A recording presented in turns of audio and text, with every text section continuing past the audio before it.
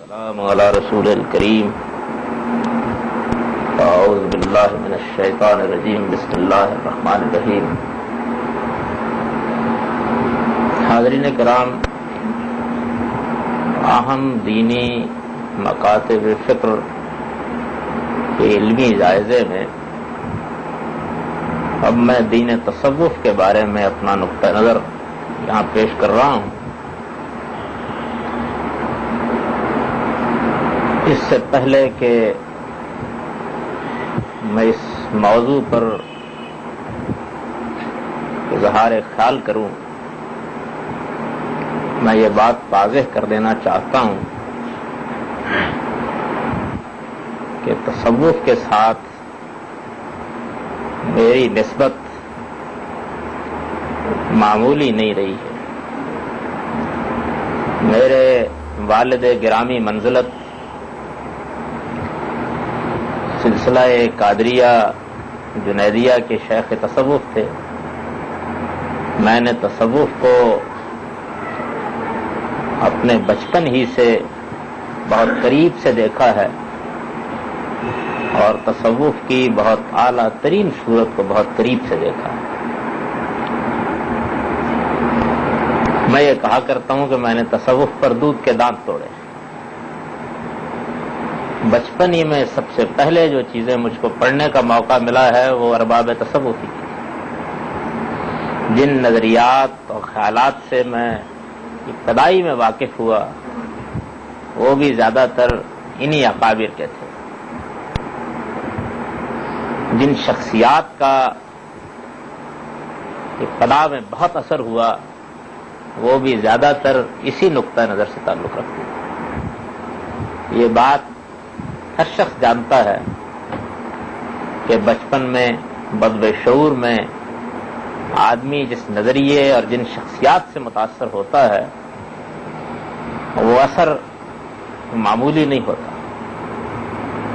بعد کے زمانوں میں ہم بہت سی چیزوں کو چھوڑتے اور بہت سی چیزوں کو اختیار کرتے ہیں، لیکن ان کے ساتھ ہمارے جذبات کا وہ تعلق کم ہی پیدا ہوتا ہے جو ابتدائی زمانے میں کسی چیز کے ساتھ ہو سکتا ہے. چنانچہ یہ واقعہ ہے کہ تصوف نہ صرف یہ کہ اس زمانے میں میرے شب و روز کے مطالعے کی چیز بنا، مشاہدے کی چیز بنا، بلکہ اس کے ساتھ مجھے کم و بیش سن 72 تک بہت غیر معمولی لگاؤ رہا. میں نے ابتدا میں دین کی صحیح ترین تعبیر اسی کو سمجھا. اس کے مقابلے میں باقی جتنی چیزیں بھی دین کی حیثیت سے پیش کی جاتی ہیں میرے لیے وہ فروتر قرار پائیں. میں نے ابتدا میں تصنیف و تالیف کا جو نقشہ اپنے لیے بنایا وہ تمام تر اسی تعبیر دین پر مبنی تھا. اور بہت ابتدا میں جو چیزیں بعض طالب علموں کو پڑھائیں ان میں بھی خصوص الحکم اور فتوحات اور ابقات جیسی چیزیں شامل ہیں. یہ سب تصوفی کی امہات کتب ہیں. اس وجہ سے یہ تو کوئی شخص جو مجھے جانتا ہے میرے بارے میں نہیں کہہ سکتا ہے کہ میں اس کوچے میں کوئی اجنبی آدمی ہوں. میں نے اس کو پڑھا ہی نہیں، اس کو ہضم ہی نہیں کیا، اس میں جذبات کی آنکھ ہی نہیں کھولی، اس کو چکھا بھی ہے، اس سے لذت اندوز بھی ہوا ہوں، اسے دل و دماغ میں بھی اتارا ہے. یہ ایک زمانے میں میرے لیے بڑے شر و انبساط کا باعث بھی رہا ہے. میں پوری دیانتداری کے ساتھ یہ عرض کرتا ہوں کہ جب علمی شعور پختر ہوتا چلا گیا اور آہستہ آہستہ یہ بات واضح ہونے لگی کہ دین کے معاملے میں اس چیز کی کوئی اہمیت نہیں ہے کہ کوئی شخص کیا کہتا ہے یا چند اشخاص کیا کہتے ہیں. اس میں اصل اہمیت قرآن و سنت کی ہے. یہ حقیقت مجھ پر واضح ہوئی کہ اللہ تعالیٰ نے ہمارے اس دین کو سینہ بسینہ روایت پر نہیں چھوڑا ہے، بلکہ اس کے مستند ترین ماخذ حفاظت کی ذمہ داری خود لی ہے اور اس مستند ترین ماخذ کو قرآن کی حیثیت سے اس امت کو منتقل کیا ہے اور اس کے بارے میں پورے اطمینان کے ساتھ یہ کہا جا سکتا ہے کہ وہ جس طرح اللہ کے پیغمبر نے پیش کیا اسی طرح اب ہمارے ہاتھ میں ہے۔ قرآن مجید کا مطالعہ جب میں نے کرنا شروع کیا تو اس کے مطالعے کے دوران میں یہ بات بھی بالکل واضح ہو گئی کہ اللہ تعالیٰ نے دین کے معاملے میں، اپنی ہدایت کے معاملے میں اس قرآن کو میزان، فرقان، معیار اور مہیمن قرار دیا۔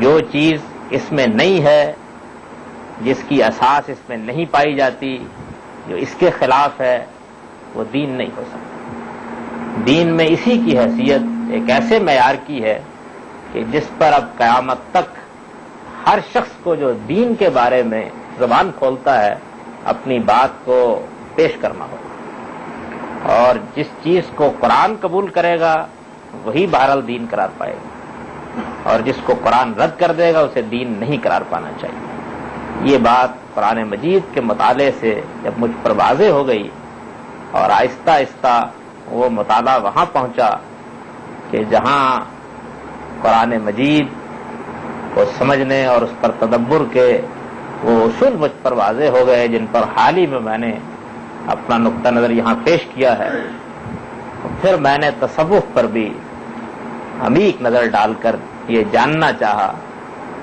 کہ اس میں کیا حق ہے اور کیا باطل ہے۔ اور میں پوری سچائی کے ساتھ یہ عرض کرتا ہوں کہ مجھے بڑی خواہش تھی، اسی طرح کی خواہش جیسی آدمی کو اپنے کسی محبوب نظریے سے کے بارے میں ہوتی ہے کہ یہ صحیح ثابت ہے، اس کے اندر کوئی غلط چیز نہ نکلے۔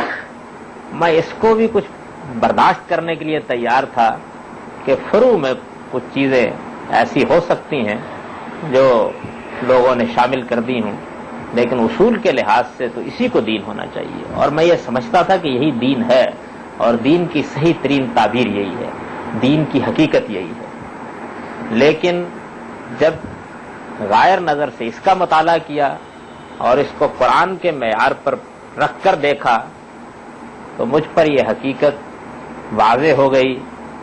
بتدریج میں اس میں پختہ تر ہوا اور اب پورے اطمینان کے ساتھ یہ عرض کرتا ہوں کہ اپنے علم و مطالعے کی حد تک پوری دیانتداری کے ساتھ ہر چیز پر غور کرنے کے بعد میں اب برسوں سے اس نتیجے پر پہنچ چکا ہوں کہ تصوف اپنے اصول میں اس دین سے بالکل ایک مختلف دین ہے جو قرآن مجید میں اور پیغمبر صلی اللہ علیہ وسلم کی سنت میں بیان ہے۔ اس دنیا میں بہت سے نقطہ نظر ہو سکتے ہیں جو اپنے آپ کو عقلی بنیادوں پر پیش کریں، ان کے بارے میں ہم کوئی اچھی بری رائے قائم کر سکتے ہیں، لیکن جب کوئی چیز دین کی حیثیت سے اور دین کی حقیقت کی حیثیت سے پیش کی جائے گی تو اس میں تو میرا خیال یہ ہے کہ مجھ سے کوئی شخص اختلاف نہیں کرے گا کہ اس کو قرآن مجید کی معیار پر اور قرآن مجید کی میزان پر رکھ کر دیکھنا پڑے گا۔ چنانچہ اس کو جب اس کی میزان پر رکھ کر دیکھا جاتا ہے تو اس کے دیکھنے کے دو پہلو ہو سکتے ہیں۔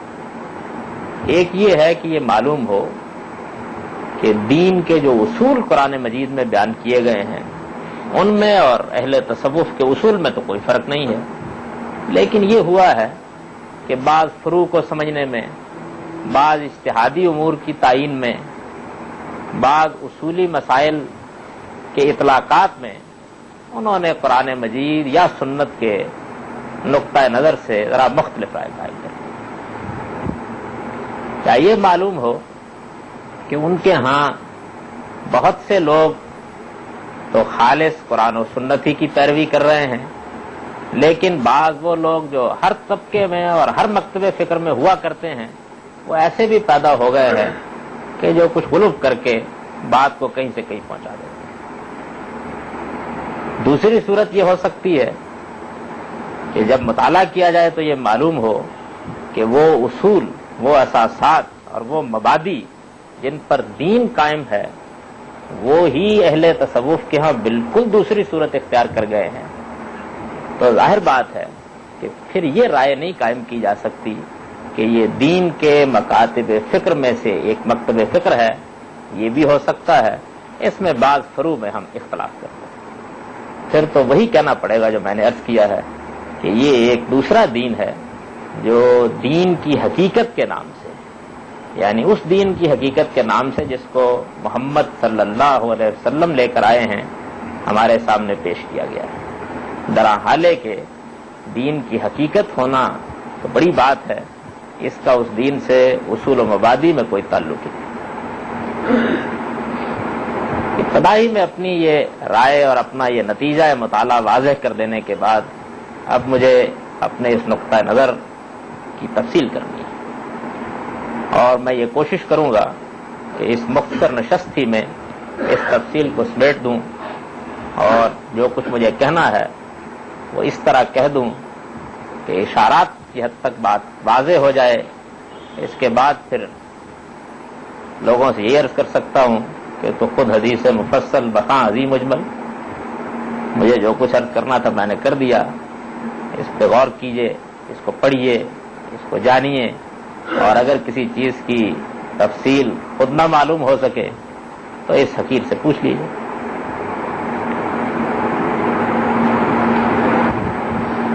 تصوف کے بارے میں تحقیق کرتے وقت سب سے پہلی چیز جس کو نگاہ میں رکھنا چاہیے وہ یہ ہے، اور وہ تصوف ہی پر تحقیق کرنے میں کیا ہر نقطہ نظر پر تحقیق کرنے میں سامنے رہنی چاہیے، اور وہ یہ ہے کہ جو نقطہ نظر بھی اس دنیا میں عقلی بنیادوں پر پیش کیا جائے، دینی بنیادوں پر پیش کیا جائے، اس میں کچھ وہ لوگ ہوتے ہیں جو اس نقطہ نظر کو اعلیٰ دلائل کے ساتھ بیان کرتے ہیں، تقریر کی صورت میں، تحریر کی صورت میں، اور اس طرح وہ نقطہ نظر بالکل منقع ہو کر ہمارے سامنے آ جاتا ہے۔ کچھ لوگ وہ ہوتے ہیں کہ جو اس نقطہ نظر سے اپنے آپ کو متعلق قرار دیتے ہیں، لیکن بہرحال وہ نہ اس کے شارح ہوتے ہیں، نہ اس میں مصنف ہوتے ہیں، نہ اس طرح کوئی تقریر کرتے ہیں کہ جس کے ذریعے سے ہم ان کے نقطہ نظر کو جان سکیں، لیکن وہ اپنے آپ کو اس نقطہ نظر سے وابستہ قرار دیتے ہیں۔ اس میں ہر شخص اس بات سے اتفاق کرے گا کہ مطالعے کی اور تحقیق کی بنیاد انہی چیزوں پر رکھی جا سکتی ہے جو کہی گئی ہیں، جو لکھی گئی۔ کہی گئی اور لکھی گئی چیزوں کا ایک نام قرار پا جاتا ہے، وہ نام اگر باقی لوگوں نے بھی اپنے لیے اختیار کر لیا ہے تو پھر یہ نہیں ہو سکتا کہ ہمارے سامنے کوئی شخص آئے اور وہ آ کر یہ کہے کہ یہ جو کچھ تم بیان کر رہے ہو ہم تو اس کو نہیں مانتے ہیں۔ اگر وہ یہ کہتا ہے کہ ہم اس کو نہیں مانتے ہیں تو اس کے سامنے دو راستے ہیں، یا تو جو کچھ اس مکتب فکر کے مستند ماخذ میں بیان کیا جا رہا ہے وہ اس سے برات ظاہر کر دے، اور یا یہ ہے کہ وہ اس نام کو اختیار کرنے کی بجائے اپنے نقطہ نظر کے لیے کوئی دوسرا نام اختیار کر لے۔ ہمارے ہاں احناف ایک مکتب فکر کی حیثیت سے موجود ہے، ہم جب احناف پر نقد کریں گے تو ظاہر ہے کہ انہی چیزوں کو لیں گے کہ جو ان کی اصول کی کتابوں میں لکھی ہوئی ہیں۔ یہ تو نہیں ہو سکتا کہ مولوی صاحب جو ہماری مسجد میں امامت کرتے ہوں یا کوئی دوسرے صاحب جن کی بہت شہرت ہو لیکن ہمارے سامنے ان کی کوئی مستند چیز موجود نہ ہو تو ہم ان کے بارے میں یہ طے کرنے کے لیے بیٹھ جائیں کہ وہ بھی یہ کہتے تھے یا نہیں کہتے تھے۔ اگر وہ نہیں کہتے تھے تو ان کو احناف سے برات ظاہر کر دینی چاہیے تھی، اگر وہ اپنے آپ کو احناف ہی سے متعلق قرار دیتے رہے تو ہم مجبور ہیں، اور ہر دیانتدار طالب علم مجبور ہوگا کہ وہ اس تعلق کی بنیاد پر جو تحقیق کرے اس کا حکم اس پر بھی لگا دے۔ یہ تو ہر مکتب فکر سے متعلق معاملہ پیش آ جاتا ہے۔ میرے بارے میں بھی یہ ہو سکتا ہے، کسی اور شخص کے بارے میں بھی ہو سکتا ہے۔ میں بولوں گا، میں کہوں گا، میں کسی بات کو بیان کروں گا، میں کسی چیز کو لکھوں گا، وہ دوسروں تک پہنچے گی تو اس کے بعد ہی یہ فیصلہ کرنا ممکن ہوگا کہ یہ صاحب کیا مانتے ہیں اور کیا نہیں مانتے ہیں۔ میں اگر خاموش خلوت میں بیٹھا رہوں اور وہاں بیٹھ کر اپنا کوئی نقطہ نظر بیان کرتا رہوں اور وہ لوگوں تک نہ پہنچے یا لوگ اس کو کہیں لکھا ہوا نہ پائیں تو اس کے بعد وہ ظاہر ہے کہ ایک عمومی رائے قائم کر سکتے ہیں۔ وہ یہ کہہ سکتے ہیں کہ یہ کس سے اپنے آپ کو منسوب قرار دیتا ہے، جس نقطہ نظر سے میں اپنی نسبت قائم کروں گا اس کے بارے میں رائے قائم کر لی جائے گی، اور اس کی بنیاد پر میرے بارے میں بھی رائے قائم کر لی جائے گی۔ اور اگر میں یہ سمجھتا ہوں کہ وہ میرا نقطہ نظر نہیں ہے تو پھر مجھے یہ نسبت قائم ہی نہیں کرنی چاہیے۔ تصوف کے بارے میں ایک دوسرا بڑا حادثہ جو اس عام مسئلے سے بھی آگے بڑھ کر پیدا ہوتا ہے وہ یہ ہے کہ اس کی تاریخ جب ہم پڑھتے ہیں اور بالخصوص مسلمانوں میں اس کی تاریخ جب پڑھتے ہیں تو یہ معلوم ہوتا ہے کہ ابتدا میں بعض لوگوں نے اپنے آپ کو ذرا آبادی سے الگ کر کے کچھ خانقاہوں میں جا بٹھایا۔ ان لوگوں کے بارے میں اب ہمیں اتنا ہی معلوم ہے کہ کچھ صاحب زہد و ورع لوگ تھے، دنیا سے الگ تھلگ رہتے تھے، لوگ ان کے پاس اپنی اصلاح کے لیے چلے جاتے تھے، ان کے بارے میں بہت زیادہ معلومات ہم کو حاصل نہیں۔ ان کے بعد پھر وہ دور آنا شروع ہوا ہے کہ جس میں اس مکتب فکر میں مسلمانوں کے اندر بھی بعض غیر معمولی لوگ پیدا ہونے شروع ہوئے۔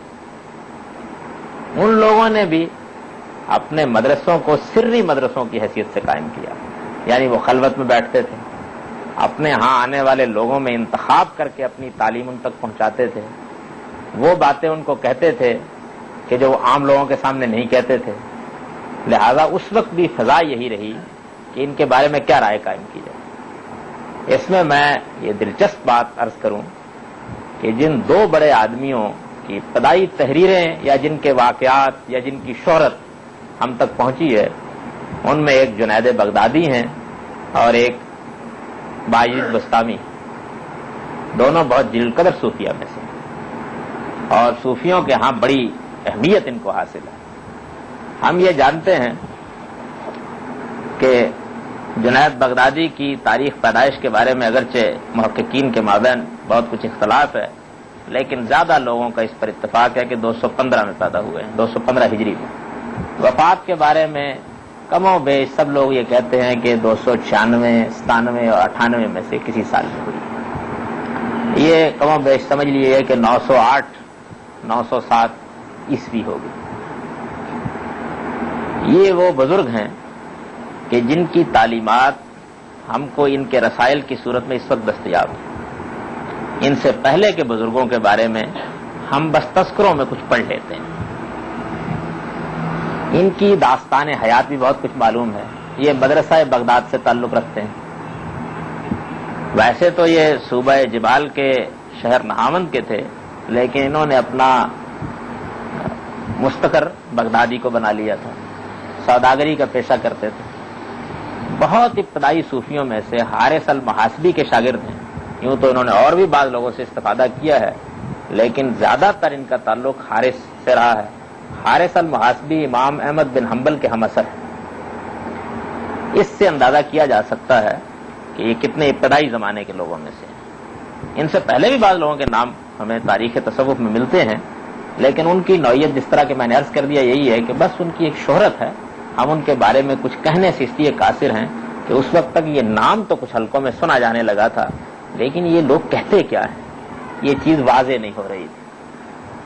لوگوں نے ان کا جو سلسلہ بیان کیا ہے اس سلسلے کا مطالعہ کرنے سے بھی یہ معلوم ہوتا ہے کہ ان کے اوپر سختی ہیں، معروف ہیں، داؤد الطائی ہیں، حبیب العجمی ہیں، اور اس کے بعد حسن بصری، اور عام اہل تصوف کے طریقے کے مطابق اس سے اوپر پھر حضرت علی رضی اللہ عنہ۔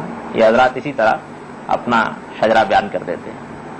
بہت ابتدائی زمانے کے لوگوں میں سے بایزید بھی کم و بیش ان کے ہم اثر، ان تک ان کی تعلیم پہنچی ہے، ان تک ان کی تعلیم پہنچی ہے۔ ان دونوں بزرگوں کے بارے میں صرف یہی نہیں کہ ان کی کچھ چیزیں ہم کو مل گئی ہیں جو ان کے اپنے قلم سے لکھی ہوئی ہیں، بلکہ ہمارے تصوف کے تذکروں میں بھی بڑی اہمیت کے ساتھ ان کا ذکر ہوتا ہے، اور خود اکابر صوفیائی نے وہ تذکرے بھی لکھے ہیں اور اس میں ان کے اقوال اور ان کی تعلیمات کا خلاصہ بیان کر دیا ہے۔ عام آدمی جو بہت زیادہ چیزیں نہ پڑھ سکتا ہو وہ مثال کے طور پر شیخ فرید الدین عطار کا تذکرۃ الاولیاء ہی پڑھ لے تو اس پر یہ بات واضح ہو جائے گی کہ ان لوگوں کی تعلیم کیا چیز رہی ہے۔ اب اس وقت ان کی تعلیم کچھ سامنے آنے لگی، ہمارے باتیں باہر نکلنے لگی۔ چنانچہ یہ مشہور واقعہ ہے کہ جب یہ باتیں باہر نکلنے لگی ہیں جنید کے زمانے میں، تو عباسی خلیفہ کے پاس اس کی شکایت پہنچی۔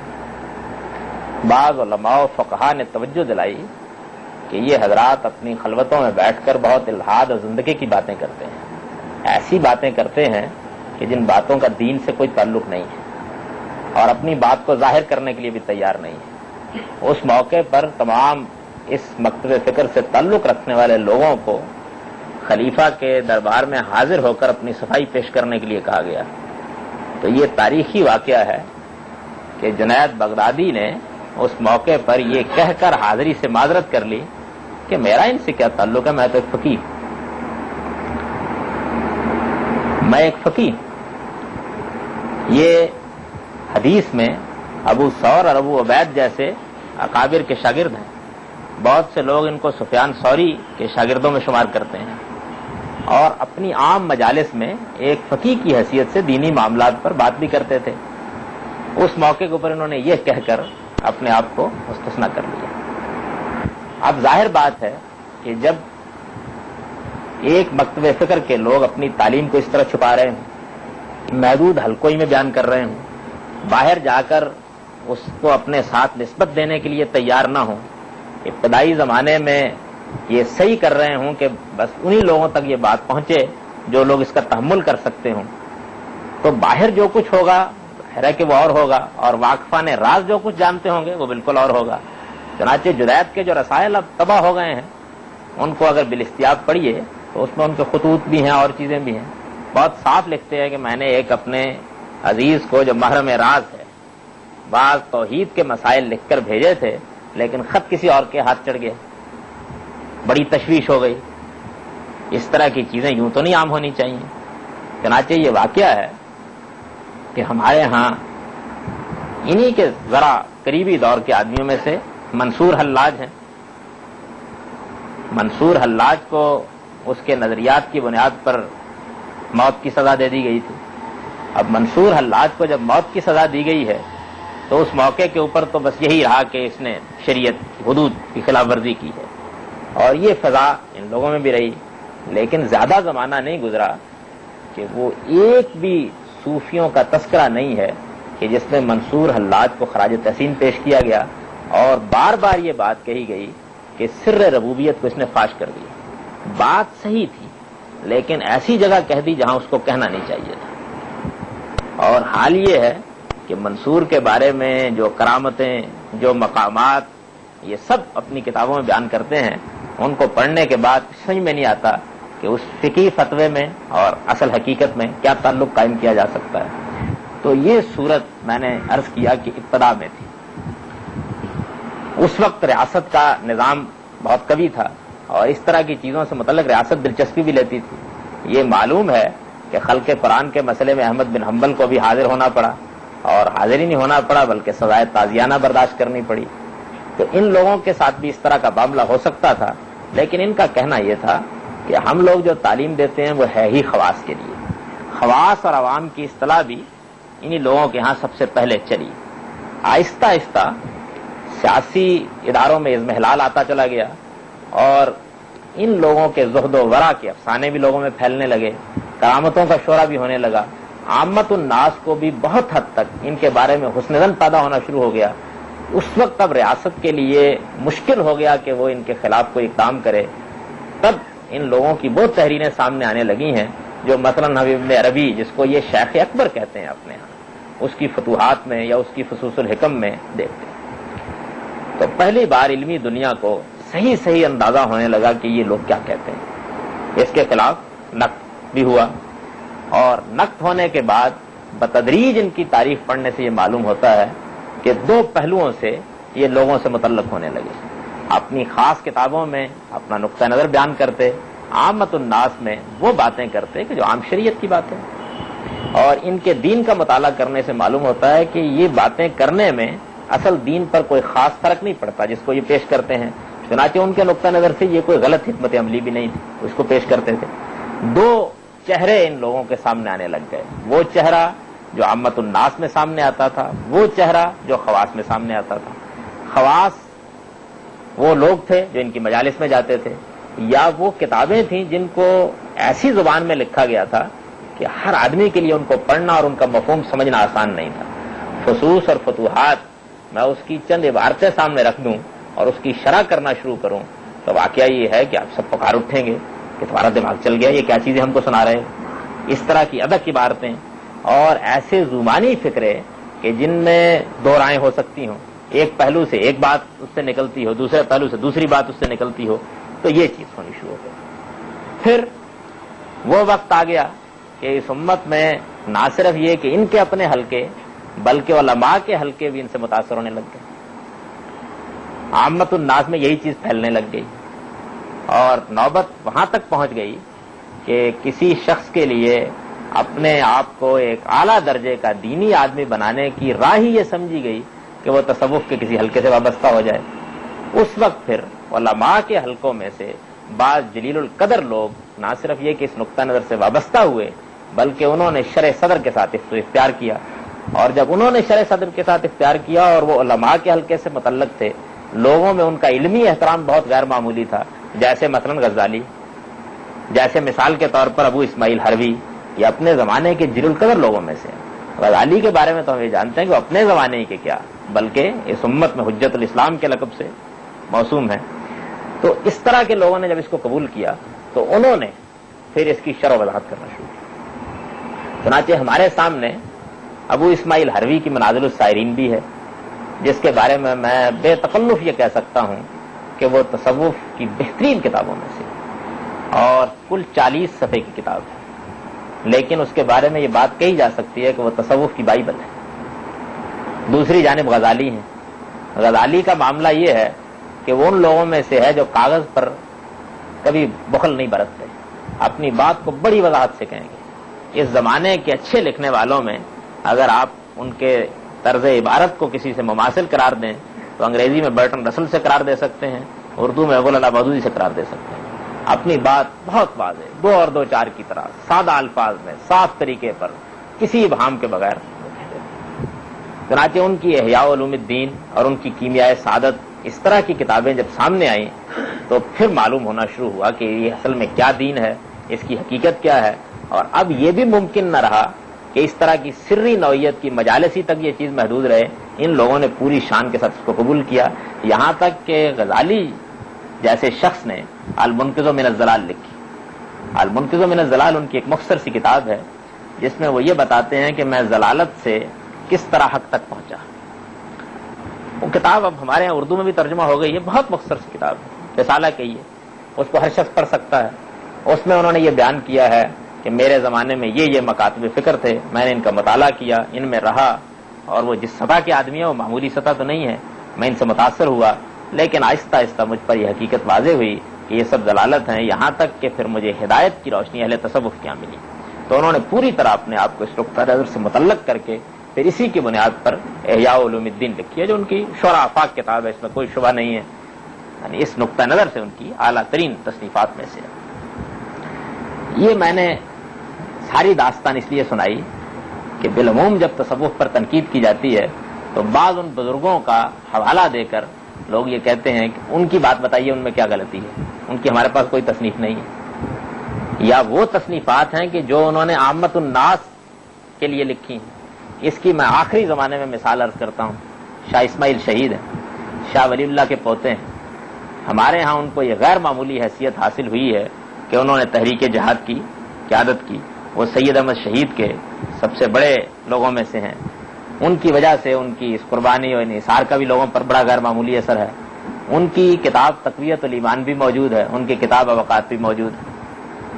تقویت الایمان میں جو دین بیان ہوا ہے اس کو ہمارے ہاں اہل حدیث حضرات بھی اپنے دین کی صحیح ترین تعبیر سمجھتے ہیں۔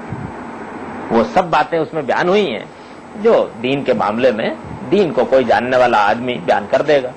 میں یہ نہیں عرض کر رہا ہوں کہ میں سب باتیں صحیح ہیں یا اس کے اسلوب تحریر سے مجھے اتفاق ہے، میں یہ عرض کرتا ہوں کہ اس کا موضوع اور اس میں مخاطب ہم آپ ہیں، اور ہم آپ ہیں تو وہ دین انہوں نے پیش کر دیا کہ جو ہمارے سامنے آنا چاہیے، لیکن ان کی ابقات موجود، ان کی ابقات معمولی کتاب نہیں ہے۔ میں سچ عرض کرتا ہوں کہ وحدت الوجود کے نقطہ نظر کو سمجھنے کے لیے اس سے بہتر کتاب شاید ہی پیش کی جا سکے۔ اپنے بارے میں یہ عرض کر دوں کہ میں نے اس کو پڑھائی نہیں ہے، اس کو پڑھایا ہے، اس پر کام کیا ہے، اس کے قوامس کھولے ہیں، اور شاید میں ان چند لوگوں میں سے اس وقت کہ جو بے تکلف جب چاہیں اس کا درس دے سکتے ہیں۔ اس کتاب میں انہوں نے خواص سے خطاب کیا اور خواص سے خطاب کر کے انہوں نے وہ اصل دین پیش کیا۔ اب ظاہر بات ہے کہ وہ آدمی جس نے تقویت الایمان پڑھی ہے، اس کو اگر میں یہ کہوں کہ شاہ اسماعیل شہید تو ارباب تصوف میں تھے، اصل دین تو ان کا وہی تھا، اور وہ دین اوقات میں بیان ہوا ہے، اور اوقات وہ کتاب ہے کہ ہمارے ہاں لوگ یہ کہہ دیتے ہیں کہ بڑے بڑے علماء کے لیے بھی اس کو پڑھنا آسان کام نہیں ہے، تو ایک عام آدمی کیا کرے گا؟ وہ یہ کہے گا کہ یہ تم کس شخص کے بارے میں کہہ رہے؟ ہم تو اس کی تقویت الایمان پڑھے ہوئے ہیں، ہم اس کو جانتے ہیں، ہم نے اس کی جہاد کی سرگرمیاں دیکھی ہیں، یہ کہہ دے گا۔ یہ کہہ دینے کے بعد معاملہ بظاہر معلوم ہوگا کہ مبہم ہو گیا، لیکن کسی چیز کی حقیقت کو جاننے کے لیے آدمی کو ایک دیانتدار طالب علم بننا پڑتا ہے، اس کے اندر اتر کر دیکھنا پڑتا ہے، اس کے پردے چاک کرنے پڑتے ہیں، اس کی حقیقت تک پہنچنا پڑتا ہے، تب جا کر اس کے بارے میں صحیح رائے قائم کرتا ہے۔ ارباب تصوف کے نقطہ نظر کو جاننے کے لیے بھی اس تاریخ پر بھی نگاہ ڈالنا ضروری ہے، ان کے نقطہ نظر میں جو سری طریقہ رہا ہے تعلیم کا، اس کی حقیقت بھی جاننا ضروری ہے، اور پھر جس طرح بتدریج اس کا انکشاف ہوا ہے اس سے بھی واقف ہونا ضروری ہے۔ میں نے یہ عرض کیا کہ جب بڑے بڑے اکابر علماء اس نقطہ نظر سے متعلق ہو گئے ہیں تو اس کے بعد پھر وہ اسرار سامنے آنے لگ گئے، وہ اسرار جو پہلے خاص مجالس میں بیان ہوتے تھے۔ بہت زیادہ تو یہ ہوا کہ ان کے بعض عقیدت مندوں نے جو تذکرے لکھے ان میں ان کے ملفوظات آنے شروع ہو گئے۔ نظام الدین اولیاء کے ملفوظات ہمارے پاس موجود ہیں، ہندوستان کے لوگوں میں سے فرید الدین گنج شکر کے ملفوظات موجود ہیں، اور بھی بہت سے لوگوں کے موجود ہیں، تو وہ سامنے آنے شروع ہو گئے۔ دوسری جانب یہ ہوا کہ یہ علماء قسم کے حضرات جب اس نقطہ نظر سے متاثر ہوئے تو انہوں نے اپنی علمی شان کے ساتھ، دلائل کے ساتھ اس نقطہ نظر کو بیان کرنا شروع کر دیا۔ چنانچہ میں نے جس طرح کے غزالی کا ذکر کیا، جس طرح ابو اسماعیل حروی کا ذکر کیا، ہمارے اس بر صغیر ہندوستان میں شاہ ولی اللہ کا خانوادہ یوں سمجھ لیجئے کہ اس نقطہ نظر کا سب سے بڑا لمبردار بن کھڑا ہوا۔ اب شاہ صاحب کی ایک شخصیت وہ ہے کہ جس میں وہ ہمارے لیے دین پیش کرتے ہیں، وہ بہت بڑے عالم ہیں، دین کے معاملے میں یہ واقعہ ہے کہ ان کی نظر بھی بڑی وسیع ہے، وہ بہت معلومات رکھتے ہیں، جب وہ کسی موضوع پر کلام کرتے ہیں تو بڑی مجتہدانہ شان کے ساتھ کلام کرتے ہیں۔ ان کا اس بر صغیر کے لوگوں پر غیر معمولی علمی اثر بھی ہوا ہے، اتنا اثر ہے کہ وہ امام الہند بجا طور پر کہے جاتے ہیں، اور ان کی بہت سی تصنیفات جو تقویت الایمان کی طرح کی ہیں، یعنی جن میں مجھے اور آپ کو مخاطب کیا گیا ہے، ان میں ظاہر بات ہے قابل اعتراض چیزیں بھی تلاش کرنی مشکل ہو جاتی ہیں، اس میں وہ شریعت کی زبان میں گفتگو کرتے ہیں، لیکن انہی کی دوسری تصنیفات حماد سطات جب ہم اٹھا کر دیکھتے ہیں، فیوز الحرمین وغیرہ، تو معلوم ہوتا ہے کہ ہم ایک دوسرے شاہ ولی اللہ سے ملاقات کر رہے ہیں، یعنی علماء کے ہاں پہنچ کر پھر یہ صورت بھی سامنے آنی شروع ہو گئی۔ اس سے یہ بات بالکل واضح ہو جاتی ہے، اس میں کوئی ابہام باقی نہیں رہتا کہ جو تصوف ان بزرگوں نے بیان کر دیا ہے، تصوف تو وہی ہے۔ اس کے علاوہ باقی جو کچھ ہے وہ دو صورتیں ہو سکتی ہیں، یا تو یہ ہے کہ ایک آدمی اس حقیقت سے واقف ہے کہ تصوف یہ ہے، لیکن وہ بالکل وہی طریقہ اختیار کر رہا ہے ہم لوگوں سے مراد یعنی ان لوگوں کو جو دین کی بنیاد پر نقد کرتے ہیں تنقید سے بچنے کے لیے کہ تصوف تو بس یہ چیز ہے، حالانکہ اس اسم کا مسمى بالکل واضح ہو چکا ہے، یعنی اس پر تاریخ گواہی دے چکی ہے، اکابر اہل علم نے اس کو اختیار کیا ہے، اپنایا ہے، اور پھر اپنی تصنیفات میں 2 اور 2 4 کی طرح واضح کر دیا ہے۔ اس وضوح کے بعد اس کے بارے میں 2 رائے نہیں ہو سکتی، تو وہ آدمی اگر یہ کرتا ہے تو ظاہر بات ہے کہ وہی طریقہ اختیار کر رہا ہے جو ابتدا میں صوفیہ نے اختیار کیا تھا، کہ بات خواص میں کہنے کی ہے اور وہ خواص میں کہی جائے گی، لیکن بہرحال جب عامت الناس پوچھیں تو اس پہلو سے اس کو بیان کر دینا چاہیے۔ یا دوسری صورت یہ ہے کہ اس نے نام تو سن رکھا ہے اس کا، لیکن اس سے واقف نہیں، یہ جانتا نہیں ہے کہ یہ کیا چیز ہے، ادھر ادھر کہیں بیٹھ کر کچھ لوگوں کے پاس اس نے جان لیا ہے کہ یہ اصل میں اس طرح کی کوئی چیز ہے، اور اس طرح کی چیز کی چونکہ دین سے بظاہر مغایرت نہیں ہے تو وہ یہ سمجھتا ہے کہ میں اس کو پیش کر سکتا ہوں۔ 2 ہی رائیں ہو سکتی ہیں، تیسری کوئی صورت اس معاملے میں نہیں ہو سکتی۔ میں نے ابتدا میں یہ عرض کر دیا تھا کہ تصوف کا مطالعہ کرتے ہوئے ہم بالکل وہی نقطہ نظر اور یہ خالص علمی نقطہ نظر اختیار کریں گے کہ اس کے جلیل القدر لوگوں نے جس طریقے سے اس کی شرح وضاحت کی ہے، اس کی مستند ترین تعبیر وہی ہے۔ اس کے بعد جو باقی لوگ وابستہ ہیں وہ یا تو اس سے برات کا ظاہر کر دیں، اور اگر برات ظاہر نہیں کرتے تو پھر یہ ثابت کریں کہ یہ جو کچھ ان لوگوں نے بیان کیا ہے یہ تصوف نہیں ہے۔ ہم جب تنقید کر رہے ہیں تو اس کی مستند ترین تعبیرات ہی کو لے کر تنقید کریں گے، اس کے اکابر کی تحریروں ہی کو سامنے رکھیں گے۔ ہم ظاہر بات ہے کہ جنید پر تنقید کریں گے اس لیے کہ ان کی چیزیں ہمارے پاس موجود ہیں، ابن عربی پر تنقید کریں گے اس لیے کہ ان کی چیزیں ہمارے پاس موجود ہیں، غزالی پر تنقید کریں گے اس لیے کہ ان کی تصنیفات ہمارے پاس موجود ہیں، شاہ ولی اللہ پر تنقید کریں گے اس لیے کہ ان کا لکھا ہوا ہم پڑھ سکتے ہیں، ہم شاہ اسماعیل پر تنقید کریں گے اس لیے کہ ان کی تصنیفات کا مطالعہ کر سکتے ہیں۔ تو اس وجہ سے یہ جان لینا چاہیے کہ وہ چیزیں اور وہ کتابیں جو تصوف کی حقیقت بیان کرنے کے لیے لکھی گئی ہیں وہی اس باب میں زیر بحث آنی چاہیے۔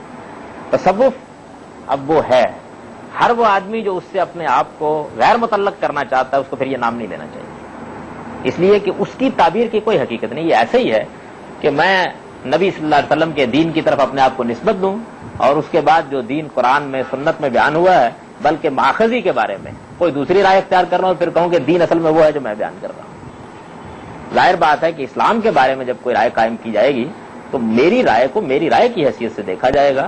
جب میں کہوں گا کہ میں اسلام کا علمبردار ہوں تو اسلام کے بارے میں نقد کرتے ہوئے یا اس کی تحسین کرتے ہوئے جو چیز زیر بحث آئے گی وہ قرآن و سنت، اس کے مستند ترین ماخذ وہ ہیں۔ میں نے یہی معاملہ تصوف کا بھی ہے، اس کے علمی مطالعے کے دوران میں یہ بات واضح ہو جاتی ہے کہ اس کے مستند ترین ماخذ کیا ہیں۔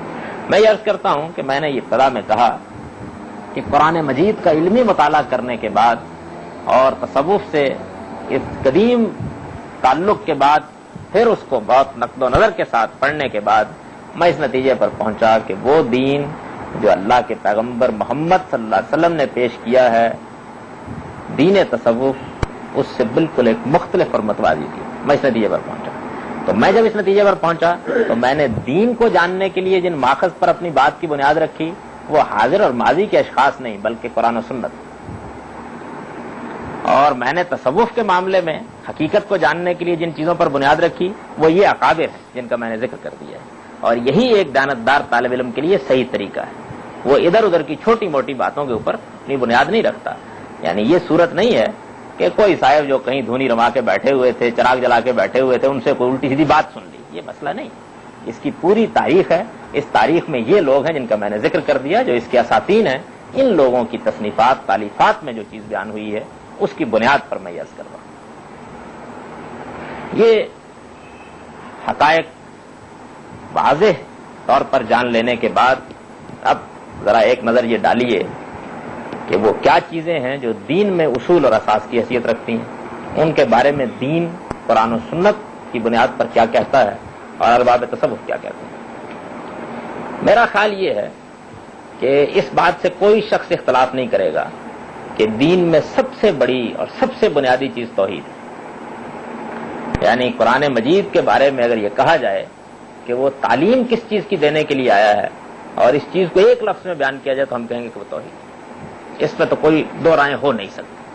قرآن مجید کو جس شخص نے بھی پڑھا ہے وہ یہ جانتا ہے کہ اصلاً وہ اسی کی دعوت دیتا ہے، باقی جتنی چیزیں ہیں وہ اصل میں لوازم کی حیثیت رکھتے ہیں۔ توحید ہی ہے جس کو منوانے کے لیے اللہ نے اپنے پیغمبر بھیجے ہیں، اور توحید ہی ہے جس کا ایک لازمی تقاضا آخرت۔ یعنی ان چیزوں کی حیثیت یہ ہے، ایک اساس اور ایک بنیاد اگر دین میں ہے تو وہ توحید ہے۔ توحید کے بارے میں ظاہر بات ہے کہ جب وہ قرآن مجید کا اصل موضوع ہے اور وہ دین کی اس کو اساس قرار دیتا ہے تو قرآن مجید نے اس کی شرح و وضاحت میں تو کوئی کمی نہیں کی ہوگی۔ قرآن مجید کو پڑھ لیجئے، اس میں بڑی تفصیل کے ساتھ اللہ تعالیٰ نے یہ بتایا کہ توحید کیا ہے، یہ بتا دیجیے، اور یہ بات واضح طور پر جان لیجئے کہ اس توحید کو جب اللہ کے پیغمبر نے بھی اور اللہ تعالیٰ نے بھی ہمارے لیے دو لفظوں میں بیان کیا ہے تو اس کو کلمہ طیبہ کی شکل دے دی، لا الہ الا اللہ، اشہد ان لا الہ الا اللہ، میں شہادت دیتا ہوں کہ اللہ کے سوا کوئی الہ نہیں۔ یعنی گویا یوں سمجھ لیجئے کہ اللہ ہی کو تنہا الہ ماننا یہ توحید ہے۔ اب اللہ ہی کو تنہا الہ ماننا کیا ہے، اس کے لوازم کیا ہیں، اس کے تقاضے کیا ہیں، قرآن مجید ان کو بیان کرنے کے معاملے میں کوئی کسر اٹھا نہیں رکھتا، اور اسے اس بات پر اصرار ہے کہ توحید کی ابتدا بھی یہ ہے، توحید کی انتہا بھی یہ ہے۔ توحید کوئی ایسی چیز نہیں ہے کہ جس کے بارے میں یہ ہو کہ اس پر پردہ پڑا ہوا ہے، وہ ایک واضح حقیقت ہے۔ قرآن مجید کو اس بات پر اصرار ہے کہ اللہ کے پیغمبر اسی کی دعوت دینے کے لیے آئے ہیں، اور انہوں نے اس کو اس طرح بیان کر دیا ہے کہ اس زمین کے اوپر انسانوں پر حجت پوری کر دی ہے، کوئی ابہام اس کے بارے میں باقی نہیں رکھا۔ یہ توحید الوہیت، یعنی اللہ تعالیٰ کے سوا کوئی الہ نہیں۔ اہل تصوف بہت صاف صاف واضح طریقے پر، وہ اہل تصوف جن کا میں نے ذکر کیا ہے، وہ اکابر جن کا میں نے نام لیا ہے، یہ کہتے ہیں کہ وہ توحید جو لا الہ الا اللہ میں بیان ہوئی ہے یہ توحید کی ابتدا ہے، یہ توحید کا پہلا درجہ ہے۔ یہ تو یوں سمجھ لیجئے کہ عامت الناس کی توحید ہے، صاف کہتے ہیں عامت الناس کی توحید ہے۔ اس توحید پر اگر آدمی پہنچ گیا تو وہ شریعت کے دائرے میں آ گیا۔ اس کے بعد توحید کے مدارج ہیں جن کو غزالی نے 4 بیان کر دیا اور باقیوں نے 3، یعنی اس کو شامل کر کے مدارج بیان کر رہے ہیں۔ وہ مدارج ہیں کہ جن میں توحید در حقیقت اپنے آخری درجے پر پہنچ کر وحدت الوجود کی صورت اختیار کر لیتی ہے۔ صاف صاف کہتے ہیں کہ توحید کا آخری مقام یہی وحدت الوجود ہے۔ وحدت الوجود ایک خاص فلسفہ ہے۔ وہ آدمی جس نے اس فلسفے کا مطالعہ کیا ہوئے جانتا ہے کہ یہ کوئی حادث چیز نہیں ہے جو ہم مسلمانوں نے اپنے ہاں پیدا کر لی ہے۔ اس کی تاریخ بڑی لمبی ہے اور بڑی پرانی ہے۔ یہ قدیم یونان میں بھی رہا ہے، پلاطینوس اس کا سب سے بڑا لمبردار رہا ہے، شنکر آچاریہ وغیرہ نے اسی کو پیش کیا ہے، رام نوج وغیرہ نے اسی کی تعلیم دی ہے، گیتا میں یہی بیان ہوا ہے، ویدوں میں سے بعض کا موضوع بھی یہی ہے، اپنشدوں میں بھی یہی بیان ہوا ہے۔ مغرب کے بڑے بڑے فلسفیوں میں سے فختے ہے، بینزکوٹ ہے، شوپنہار ہے، یہ لوگ اسی کے لمبردار رہے ہیں۔ یعنی یہ ایسی چیز نہیں ہے کہ جو ہم سے ہی متعلق ہے۔ دنیا کے اندر پرانے علم میں بھی اس کی اساسات موجود ہیں اور دنیا میں نئے علم میں بھی اس کی اساسات موجود ہیں۔ یہ کیا چیز ہے؟ سادہ ترین لفظوں میں یوں سمجھ لیجئے کہ یہ حضرات یہ کہتے ہیں کہ ذات خداوندی ہے جس کے لیے وجود ثابت ہے۔ وجود حقیقت کے اعتبار سے ذات خداوندی ہی ہے۔ عالم کو وجود نہیں مانا جا سکتا۔ عالم تو در حقیقت ذات خداوندی کے تعینات کا نام ہے، اور یہ تعینات ایسے ہی ہیں جس طرح کے تجلیات ہیں۔ اس کو مختلف صورتوں میں سمجھاتے ہیں، اس کے بعد یہ بتاتے ہیں کہ اللہ تعالیٰ کی ذات مرتبہ لاہوت سے کس طرح مرتبہ احدیت، واحدیت اور اس طرح تنزلات ستہ جسے یہ کہتے ہیں، اس میں مختلف تعینات قبول کرتی چلی آئی ہے، یہاں تک کہ ان تعینات کے بعد یہ عالم بن گیا۔ یعنی یوں سمجھ لیجئے، بڑی اچھی مثال دی ہے شاہ اسماعیل شہید نے کہ لوہے سے تلوار بھی بنتی ہے، لوہے سے چاقو بھی بنتا ہے، لوہے سے تالا بھی بنتا ہے، بہت چیزیں بنتی ہیں، تیر تفنگ بھی بنتے ہیں، توپ بھی بنتی ہے، لیکن وہ چیز جس کو لوہا کہتے ہیں وہ ان سب کے اندر جاری و ساری ہے۔ وہ یوں سمجھ لیجئے کہ اس کی حیثیت اصل مادے کی ہے جس سے یہ سب چیزیں وجود میں آئی۔ وہ یہ کہتے ہیں کہ یہ تشبیہ ہے سمجھانے کے لیے، بس یہی تعلق ہے عالم کے ساتھ ذات خداوندی کا۔ عالم کی حقیقت نہیں ہے کوئی، یہ تو اصل میں شون ہے، احوال ہیں۔ یوں سمجھ لو کہ جس طریقے سے تم ایک شمع جلاؤ اور اس کا عکس پڑ رہا ہو، جس طرح آفتاب سے شعاعیں نکلتی ہیں اور وہ منور کر دیتی ہیں عالم کو، یعنی اس کی حقیقت بالکل اسی طرح کی۔ یہ بات کہ ذات خداوندی ہی تنہا وجود رکھتی ہے اور یہ ماننا کہ تنہا وجود اسی کا ہے اور عالم کے وجود کا انکار کرنا، یہ ہے وحدت الوجود کی سادہ ترین الفاظ میں تعبیر۔ یہ وحدت الوجود کی تعبیر ہے۔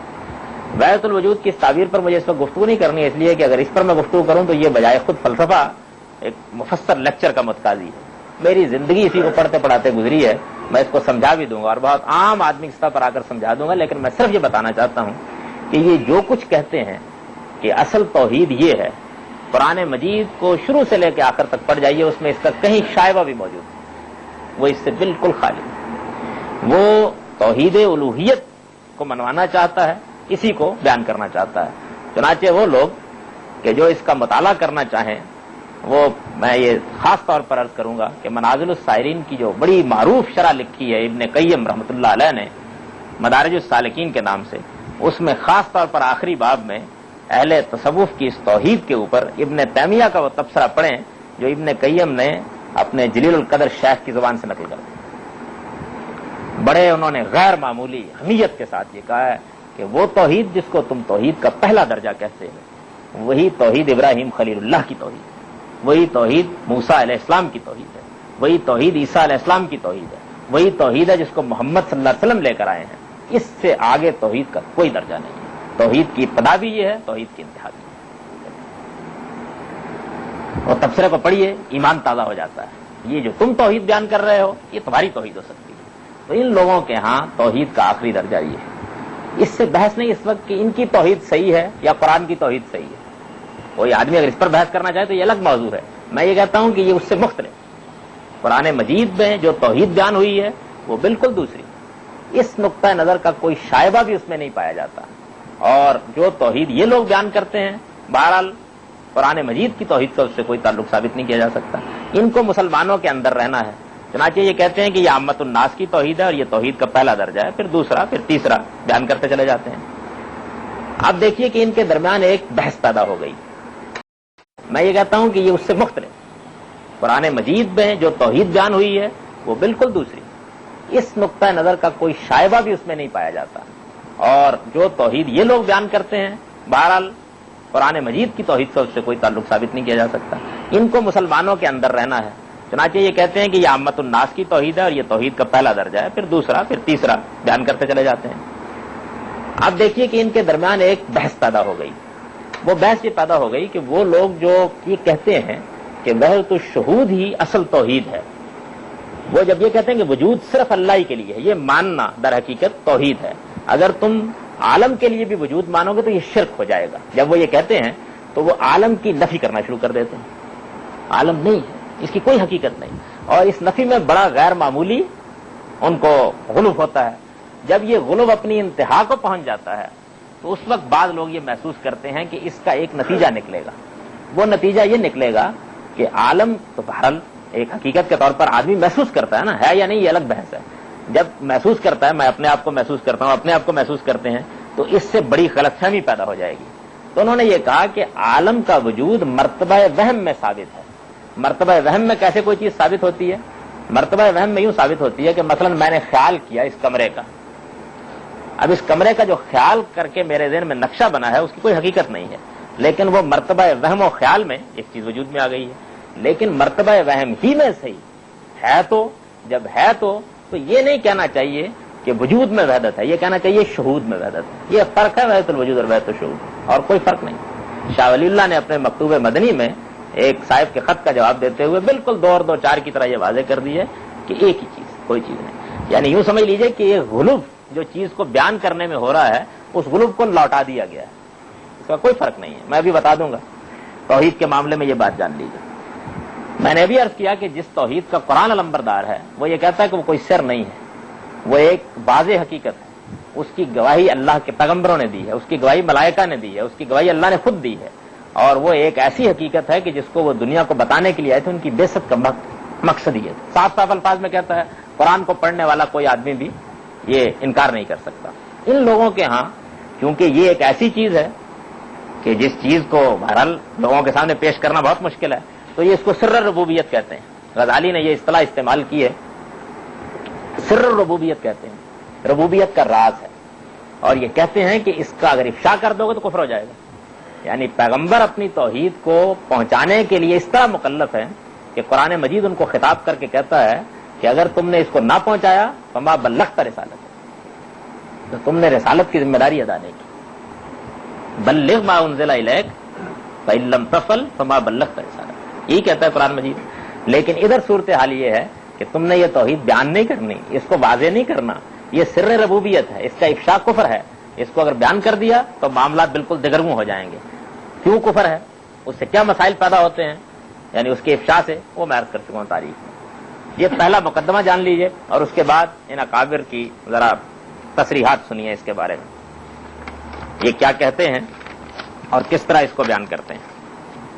سب سے پہلے یہ دیکھیے کہ صاحب منازل، یعنی جن کی کتاب منازل السائرین کا میں نے ذکر کیا، تصوف کے اکابر میں سے کوئی جلیل القدر صوفی نہیں ہے کہ جس نے غیر معمولی ادب و احترام کے ساتھ ان کا ذکر نہ کیا ہو۔ ان کی کتاب منازل السائرین تصوف کے علم کا اہم ترین ماخذ ہے۔ ان کا پورا نام ہے شیخ الاسلام ابو اسماعیل عبداللہ بن محمد بن علی الانصاری الحروی، خراسان کے شیخ تھے، اپنے زمانے کے اکابر حنابلہ میں سے تھے۔ یہ بات بھی واضح طور پر جان لینی چاہیے، کسی جگہ بیٹھ کر دھونی نہیں رواتے تھے۔ 481 میں انہوں نے وفات پائی ہے۔ توحید کے باب میں لکھتے ہیں اب توحید علی ثلاثت اوجہ، توحید کی 3 صورتیں۔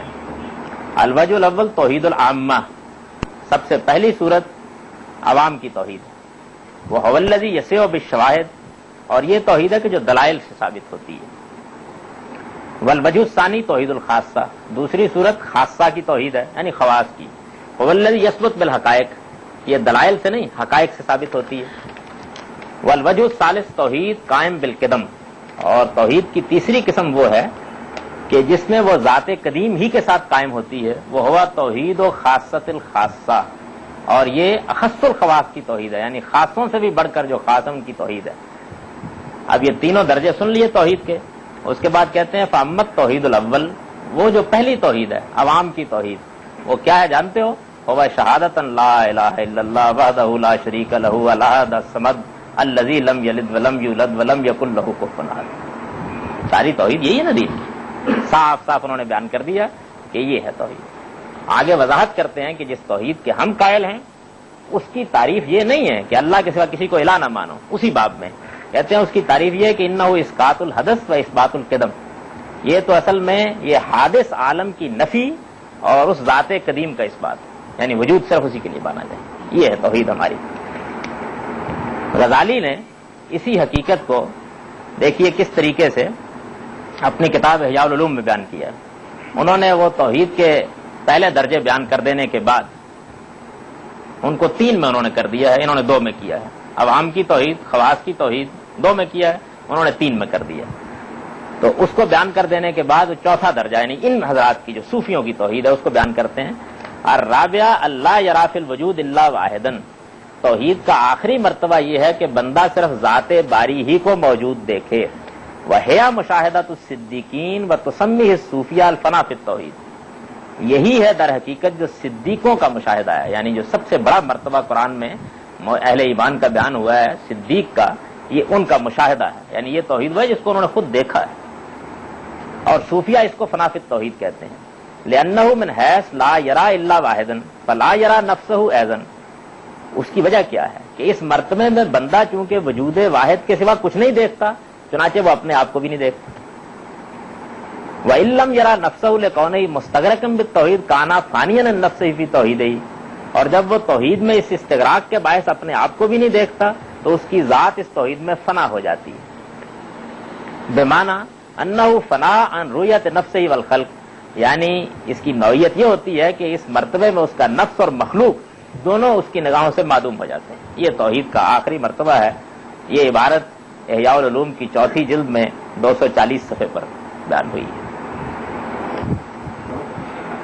ابو اسماعیل حروی نے اسی کے بارے میں اپنی کتاب منازل السائرین میں ایک شعر لکھا ہے، اور وہ شعر یہ ہے کہ توحید ایاہ توحید ورنہ تو مینتہ لاحق، جب توحید کا یہ مرتبہ ہو جاتا ہے تو اس کی توحید در حقیقت اس کا یعنی ذات خداوندی کا آپ ہی اپنی توحید بیان کرنا ہے، دوسرا اگر اس کی توحید بیان کرنے کی بھی کوشش کرے گا تو الحاد ہو جائے گا، یہ بیان کرتے ہیں۔ اس کے بعد یہ دیکھیے کہ شیخ اکبر جنہوں نے فصوص اور فتوحات میں اپنے اس نقطہ نظر کی شرح کی ہے، اور جن کے بارے میں یہ مسئلہ نہیں ہے کہ کوئی آدمی یہ کہے کہ فلاں کیا کہتا ہے، سب صوفیہ ان کے بعد یہ کہتے ہیں کہ وہ ہمارے سب سے بڑے شیخ مجدد نے بھی ان سے اختلاف کیا، علمی اختلاف، لیکن ان کا بڑا مرتبہ بیان کیا اپنے مکتوبات میں۔ وہ کہتے ہیں فمن رال حق منہ ففیہ بیانہ فذالک العارف، بس جس نے حق کو حق سے حق میں چشم حق سے دیکھا وہی عارف ہے۔ ومن رال حق منہ فیہ بیان نفسہ فذالک غیر العارف، اور جس نے حق کو حق سے حق میں دیکھا مگر بچشم خود دیکھا وہ عارف نہیں ہے۔ ومن لم یر الحق منہ ولا فیہ وانتظر ان یراہ بیان نفسہ فهو الجاہل المحجوب، اور جس نے حق کو نہ حق سے دیکھا نہ حق میں، اور اس انتظار میں رہا کہ وہ اسے بچشم خود دیکھے، یعنی اپنے وجود کو الگ ثابت کر کے توحید کا اعتراف کرے، تو وہ مشاہدہ حق سے محروم محض جاہل ہے۔ مزید لکھتے ہیں فلم یبق الا الحق لم یبق کائن فما ثم موصول وما ثم بائن، وجود ایک ہی حقیقت ہے، اس لیے ذات باری کے سوا کچھ باقی نہ رہا، چنانچہ نہ کوئی ملا ہوا ہے نہ کوئی جدا ہے، یہاں ایک ہی ذات ہے جو عین وجود ہے۔ چنانچہ وہ لکھتے ہیں کہ اللہ تعالیٰ نے ابراہیم کے بیٹے کو ایک بڑی قربانی کے عوض میں چھڑا لیا، قرآن مجید میں آتا ہے، بس مینڈے کی صورت میں وہی تو ظاہر ہوا جو انسان یعنی ابراہیم کی صورت میں، اور جو ابراہیم کے بیٹے کی صورت میں ظاہر ہوا تھا نہیں، بلکہ بیٹے کے حکم کے ساتھ وہی ظاہر ہوا جو والد کا عین تھا یعنی اللہ تعالیٰ، مینڈا بھی وہ۔ یہ خصوص ہے فص ادریسیہ کی، یہ عبارت ہے جو میں نے عرض کر دی۔ فص ادریسیہ میں اس کو مزید واضح کرتے ہیں اور یہ کہتے ہیں کہ فامر الخالق المخلوق والامر المخلوق الخالق کل ذالک من عین واحدہ لا بل هو العین الواحدہ وهو العیون الکثیرہ، اگرچہ مخلوق بظاہر خالق سے الگ ہے لیکن باعتبار حقیقت خالق کی مخلوق اور مخلوق کی خالق ہے، یہ سب ایک ہی حقیقت سے ہیں، نہیں بلکہ وہی حقیقت واحدہ اور وہی ان سب حقائق میں نمایاں ہے۔ یہ توحید ہے جس کو یہ حضرات بیان کر رہے ہیں۔ شیخ احمد سرہندی جنہوں نے وحدت الشہود کا نظریہ پیش کیا، اور عام لوگ جو بیچارے وحدت الوجود اور وحدت الشہود کے فرق سے واقف نہیں ہیں، وہ یہ سمجھتے ہیں کہ غالباً انہوں نے معاملے کو پھر دین کی طرف لوٹا دیا۔ وہ یہ کہتے ہیں اپنے مکتوبات میں، یہ دوسری جلد میں پہلا مکتوب ہے، ممکن را وجود ثابت کردن اور خیر و کمال بہو داشتن فی الحقیقت شریک کردن است اورا در ملک و ملک حق جل سبحانہ، کہ اگر اس عالم میں جو ممکنات ہیں، میں، زید، بکر اور یہ پوری دنیا، اس کے لیے وجود ثابت کرنا اور خیر و کمال کو اس سے متعلق ٹھہرانا، در حقیقت اسے ذات باری کی ملک اور اس کے ملک میں شریک کرنا، یعنی وہی چیز انہوں نے اس طرح واضح کر دی۔ اسی طرح کہتے ہیں کہ توحید شہودی یکے دیدن است، یعنی مشہود سالک جز یقین باشد۔ توحید شہودی یہ ہے کہ تنہا ذات حق ہی دکھائی دے، یعنی سالک کا مشہود اس ذات کے سوا کوئی دوسرا نہیں، یہ بیان کرتے ہیں۔ اب یہ دیکھیے کہ پھر ہمارے زمانے تک پہنچتے پہنچتے شاہ اسماعیل شہید وہ اپنی کتاب ابقات میں کہتے ہیں، اتفق اہل الکشف والوجدان وجدان و ارباب الشہود والعرفان مؤیدین بالبراہین العقلیہ والاشارات النقلیہ علی ان القیوم للکسرات الکونیہ واحد شخصی۔ وہ سب لوگ جو کشف و وجدان اور شہود و عرفان کی نعمت سے بہرایاب ہوئے، اس بات پر متفق ہیں کہ تمام مخلوقات کے لیے ما بہت تعین، یعنی جس سے مخلوقات وجود میں آئی ہیں، ایک ہی متعین وجود ہے، اور عقل کے دلائل اور قرآن و حدیث کے اشارات سے ان کی اسی بات کی تائید ہوتی ہے۔ اس نزاع کے بارے میں جو وحدت الشہود اور وحدت وجود میں پیدا ہوئی ہے، اپنا فیصلہ دیتے ہیں اسی کتاب ابقات میں، کہتے ہیں وَلَيْسَ بَيْنَهُمْ وَبَيْنَ الشُّهُودِيَّةِ الذِّلِّيَّةِ اخْتِلَافٌ عِندَ التَّحْقِيقِ إِلَّا فِي الْعِبَارَةِ النَّاشِئَةِ مِنْ تَغَايُرِ مَقَامَاتِهِمْ وَاخْتِلَافِ أَنْحَاءِ وُصُولِهِمْ إِلَى اللاہوت۔ اور ان میں یعنی وجودیہ ورائیہ میں اور شہودیہ ذلیہ میں اگر تحقیق کی نظر سے دیکھا جائے تو اس کے سوا کوئی اختلاف نہیں کہ انہوں نے اپنے مقامات کے فرق اور لاہوت تک پہنچنے کی راہوں کے اختلاف کی وجہ سے اپنے مدعا کی وضاحت کے لیے ایک دوسرے سے ذرا مختلف اسلوب اختیار کر لیا، یعنی حقیقت ایک ہی ہے۔ اس کو انہوں نے مختلف صورتوں میں اس پوری کتاب میں واضح کیا۔ پوری کتاب کا موضوع یہی ہے۔ میں نے ابھی عرض کیا تھا کہ ہم جس توحید کے قائل ہیں، جس کو قرآن و سنت بیان کرتے ہیں، توحید الوہیت، اس کے بارے میں تو ہم کو حکم دیا گیا ہے کہ اس کو بیان کرو، پہنچاؤ، لیکن یہ حضرات کیا کہتے ہیں؟ صاحب منازل اپنی توحید کو بیان کرنے کے بعد اس پر تبصرہ کرتے ہیں، فرماتے ہیں فَإِنَّ ذَلِكَ التَّوْحِيدُ تُزِيدُهُ عِبَارَةُ خِفَانٍ وَصِفَةٌ نُفُورٌ وَالْبَسْطُ صُحْبَةً۔ چنانچہ اس توحید کو ظاہر کیجئے تو اور چھپتی ہے، اس کی وضاحت کیجئے تو اور دور ہو جاتی ہے، اور اس کو کھولیے تو اور الجھ جاتی ہے۔ اچھا، اس کے بعد یہ کہتے ہیں کہ وَعَلَاهَ مِنْهُ لَاهِنَ اللَّهِ إِسْرَارِ طَائِفَةٍ مِنْ صَفْوَتِهِ وَأَخْرَسُهُ مِنْ نَاتِهِ وَعَجَزُهُ مِنْ بَسْطِهِ۔ اور یہ توحید، یہ جو ان کی توحید ہے، ذات باری کی طرف سے اس کے منتخب بندوں کی ایک جماعت ہی کے اسرار میں کچھ ظاہر ہوئی، اور اس نے انہیں اس کے بیان سے قاصر اور اس کے پھیلانے سے عاجز کر دیا۔ غزالی جو اپنی بات کو ذرا زیادہ واضح طور پر کہتے ہیں، وہ اسی توحید کے بارے میں یہ بیان فرماتے ہیں فَعَلَمْ أَنَّ هَذِهِ غَايَةُ عُلُومِ الْمُكَاشِفَاتِ وَأَسْرَارُ هَذَا الْعِلْمِ لَا يَجُوزُ أَن تُسْتَرَ فِي كِتَابٍ فَقَدْ قَالَ الْعَارِفُونَ إِفْشَاءُ سِرِّ الرُّبُوبِيَّةِ كُفْرٌ۔ بس جاننا چاہیے کہ علوم مکاشفات کی اصل غایت یہی توحید ہے، اصل غایت یہی ہے، اور اس علم کے اسرار کسی کتاب میں لکھے نہیں جا سکتے، اس لیے کہ حدیث عارفہ ہے کہ سر ربوبیت کو فاش کرنا کفر ہے۔ یہ وہ اپنی توحید کے بارے میں ارشاد فرماتے ہیں۔ یہ توحید کا معاملہ ہے۔ توحید کے بعد دوسری چیز یہ دیکھیے کہ نبوت کے بارے میں قرآن مجید واضح طور پر یہ کہتا ہے کہ نبی صلی اللہ علیہ وسلم پر وہ ختم ہو گئے۔ ان کے بعد دعوی نبوت صرف ختم نہیں ہوا، حقیقت نبوت ختم ہو گئی۔ نبوت کس چیز کا نام ہے؟ نبوت وحی کا نام ہے، الہام کا نام ہے، اللہ تعالیٰ کے ساتھ براہ راست رابطے کا نام ہے، اس کا نام نبوت۔ نبوت کی اور کوئی تعریف نہیں ہے۔ یہ چیز قرآن کہتا ہے ختم ہو گئی۔ یہ خیال نہ کیجئے کہ میں نے یہ بات کچھ زیادہ کہہ دی، نبی صلی اللہ علیہ وسلم نے خود یہ بات واضح کر دی ہے کہ نبوت کے ختم ہونے سے مراد کیا ہے۔ چنانچہ بخاری کتاب التعبیر میں نبی صلی اللہ علیہ وسلم نے فرمایا ہے لم یبق من النبوہ الا المبشرات قالوا وما المبشرات قالوا قال الرؤیا الصالحہ۔ نبی صلی اللہ علیہ وسلم نے فرمایا نبوت میں سے صرف مبشرات باقی رہ گئے ہیں۔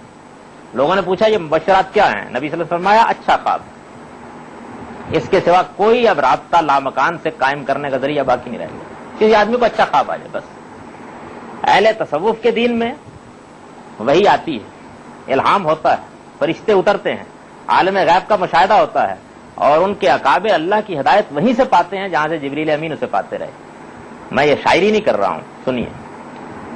غزالی المنقذ من الضلال میں لکھتے ہیں من اول الطریق تقتضی المکاشفات والمشاہدات حتی انہم فی یقظتہم یشاہدون الملائکہ وارواح الانبیاء ویسمعون منہم اصواتا ویقتبسون منہم فوائد. اس راہ کے مسافروں کو یعنی تصوف کی راہ کے مسافروں کو مکاشفات و مشاہدات کی نعمت ابتدا ہی سے حاصل ہو جاتی ہے، یہاں تک کہ وہ سن لیجئے خواب نہیں بیداری کی حالت میں نبیوں کی ارواح اور فرشتوں کا مشاہدہ کرتے، ان کی آوازیں سنتے اور ان سے فائدے حاصل کرتے. ان کے ہاں جو آدمی اس مقام پر پہنچ جاتا ہے وہ کیا ہوتا ہے، اس کو شاہ اسماعیل شہید نے اپنی ابقات کے آخری اشارے میں بیان کیا ہے. فرماتے ہیں فَهُوَ وَجِيهٌ معصوم صاحب و ذوق حکیم ثم ان مما یقتضی تربیت اللہ ایاہ ان یلقی علیہ علوما نافعہ فی قیامہ بمنصبہ فہذا الالقاء یسمى تفہیما وان مما یقتضی تیقظ روحہ وعصمتہ لا یختلط بعلومہ شیء مغایر لما تلقاہ من الغیب ولذلک کانت الحکمۃ كلها مقالا یاتی كلها حقا لا یاتی الباطل من بین یدیہ ولا من خلفہ ولما كانت تفہیم من اعلی اقسامها فلا یبعد ان یسمى بالوحی الباطن. یہ انہوں نے شرح فرمائی. سنیے ذرا. فرماتے ہیں کہ ہمارے ہاں جو مقام وہبی اعلیٰ ترین مقام ہے جس پر پہنچتے ہیں لوگ، اس میں سے پہلا مقام پر جو ہستی فائز ہوتی ہے وہ ہستی کیا ہوتی ہے، یہ میں ترجمہ اس کا پڑھ رہا ہوں. چنانچہ یہ ہستی صاحب وجاہت، معصوم، صاحب ذوق، صاحب حکمت ہوتی ہے. پھر اللہ تعالیٰ اس کی تربیت کے پیش نظر اس پر وہ علوم القاء فرماتے ہیں جو اس کے منصب کی ذمہ داریوں کو پورا کرنے میں اس کے لیے نافع ہوتے ہیں. اس القاء کو تفہیم بھی کہتے ہیں. پھر اس کی عصمت اور اس کی روح کی بیداری کا ایک تقاضا یہ بھی ہوتا ہے کہ اس نے جو کچھ غیب سے پایا ہے اس میں اس کے سوا کسی دوسری چیز کی آمیزش نہ ہو. یہی وجہ ہے کہ اس کی حکمت تمام طرح کی ہوتی ہے، جس میں باطل نہ آگے سے کوئی راہ پا سکتا نہ پیچھے سے. یہ واضح رہے کہ یہ قرآن مجید نے اپنی صفت بیان کی ہے، لا یاتی الباطل من بین یدیہ ولا من خلفہ.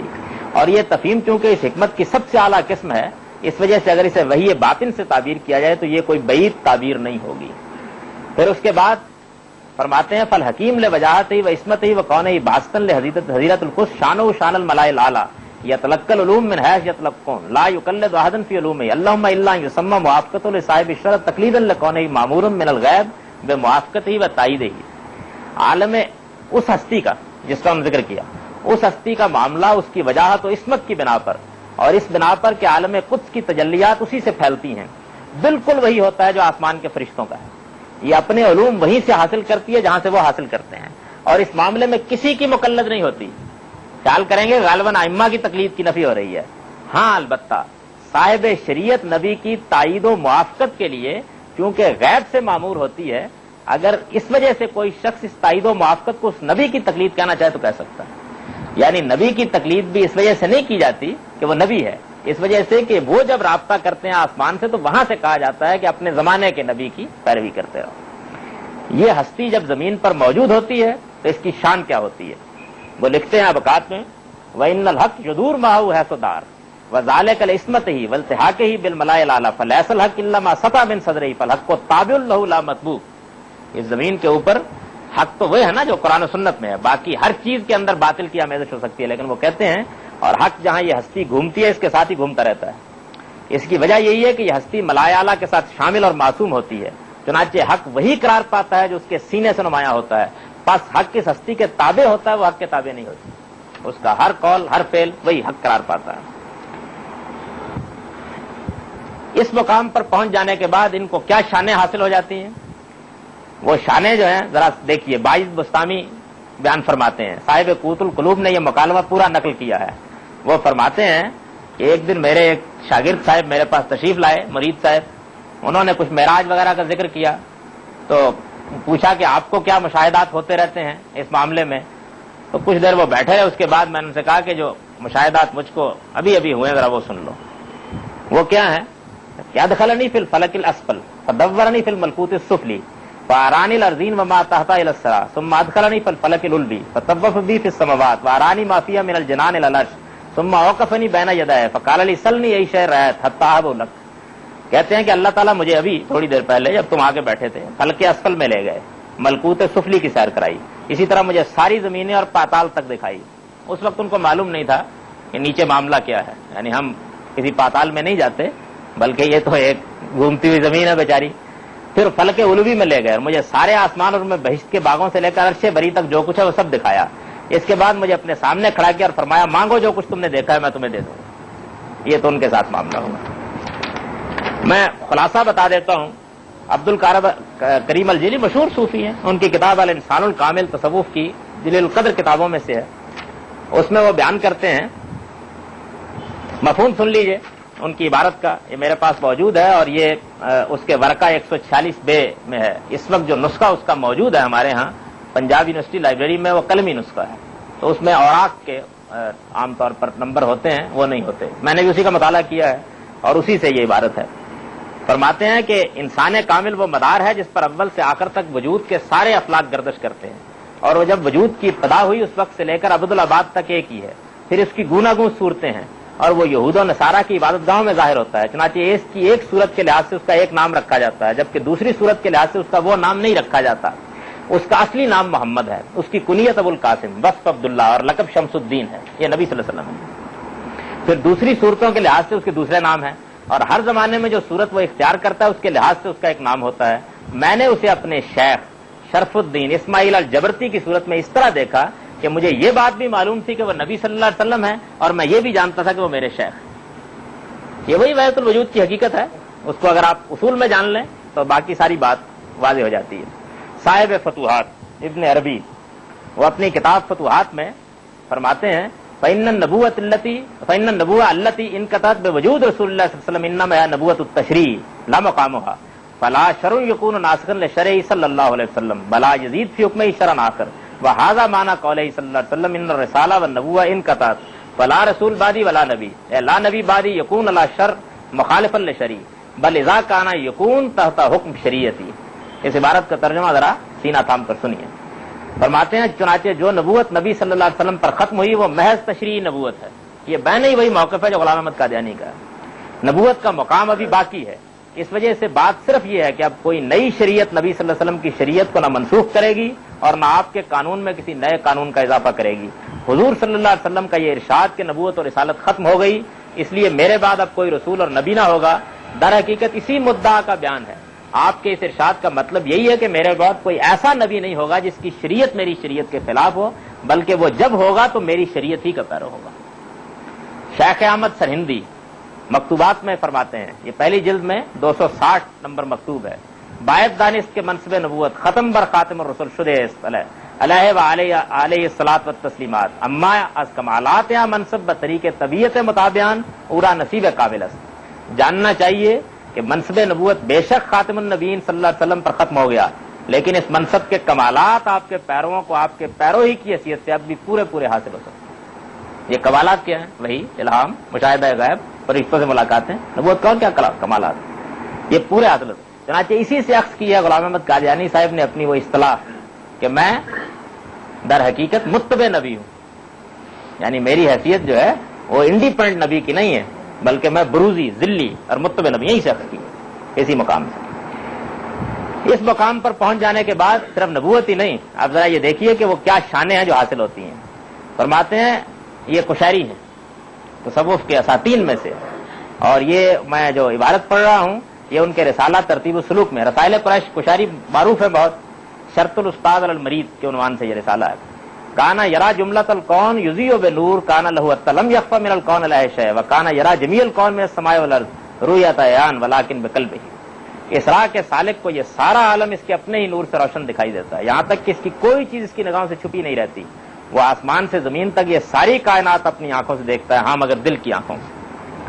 اور انسان کامل کے مصنف عبد الکریم وہ فرماتے ہیں کہ کل واحد من الافراد والاقطاب له التصرف في الجميع المملكات الوجوديه ويعلم كل واحد منهم ما اختلج في الليل والنهار فضلا عن لغات الطيور. وقد قال الشبلی رحمه الله تعالى لو دبت نملة سوداء على صخرة سماء في ليلة ظلماء ولا مسمع لقلت اني مخدوع وممكور بي. ان افراد و اقطاب میں سے, یعنی تصوف کے جو کتب ہوتے ہیں اور فرد ہوتے ہیں, یہ ان کے خاص مناسب ہیں, میں سے ہر ایک کو پوری مملکت وجود میں تصرف حاصل ہوتا ہے. پرندوں کی بولیاں تو کیا, رات اور دن میں جو کھٹکا بھی ہوتا ہے اس سے واقف ہوتے ہیں. شیخ تصوف شبلی نے کہا ہے اگر کوئی کالی چونٹی بھی اندھیری رات میں کسی سخت پتھر پر چلتی اور میں اس کی آواز نہ سنتا تو بے شک میں یہی کہتا کہ مجھے فریب دیا گیا ہے, میں دھوکے میں رہا ہوں, یہ میرا مقام ہونا چاہیے. اس کو بھی میں سنوں. ابن عربی فرماتے ہیں کہ ہم من العلم، یہ فتوحات مکیہ میں ہے، دوسری جلد میں 7 صفحے پر. وہم من العلم بحیث اذا راى احدهم اسرى وطأة شخص علم انها وطأة سید و شقی. ان کے علم کی یہ شان ہوتی ہے کہ ان میں سے کوئی اگر کسی شخص کا نقش قدم بھی دیکھ لے تو اسے معلوم ہو جاتا ہے کہ وہ اہل جہنم میں سے ہے یا اہل جنت میں سے. مزید فرماتے ہیں حتی یحتف بک وانت لا تراه ویمشی علی الماء وفی الهواء ویسیر کالحیولا قابلا للتشکیل والصور کالعالم الروحانی مثل جبریل صلی اللہ علیہ وسلم الذي كان ينزل تارة على صورة دیا وقد تجلى له صلی اللہ علیہ وسلم وقد سد الآفاق وله 600 جناح. مواقع النجوم میں انہوں نے لکھا ہے یہ 65 صفحے پر. یہاں تک کہ تم اس کی آواز سنتے ہو لیکن وہ تمہیں دکھائی نہیں دیتا. یعنی صوفی وہ پانی پر چلتا اور ہوا میں اڑتا ہے اور ہیولے کی طرح ہر شکل اختیار کر لینے اور ہر صورت بدل لینے کے قابل ہو جاتا ہے. جس طرح عالم روحانی کے بارے میں ہم جانتے ہیں کہ مثال کے طور پر جبریل علیہ السلام دہیا کی صورت میں بھی آتے تھے اور نبی صلی اللہ علیہ وسلم کے سامنے وہ اس طرح بھی آئے کہ سارا افق ان سے بھرا ہوا تھا اور آپ نے دیکھا کہ ان کے 600 بازو ہیں. یعنی ہر صورت وہ تبدیل کر لیتے ہیں.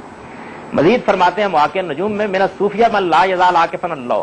صوفیوں میں سے وہ بھی ہیں کہ جن کی نگاہیں لوح محفوظ پر ہمیشہ لگی ہوئی ہوتی ہیں. جب ملیے پوچھ لیجئے کیا لکھا ہوا ہے وہاں.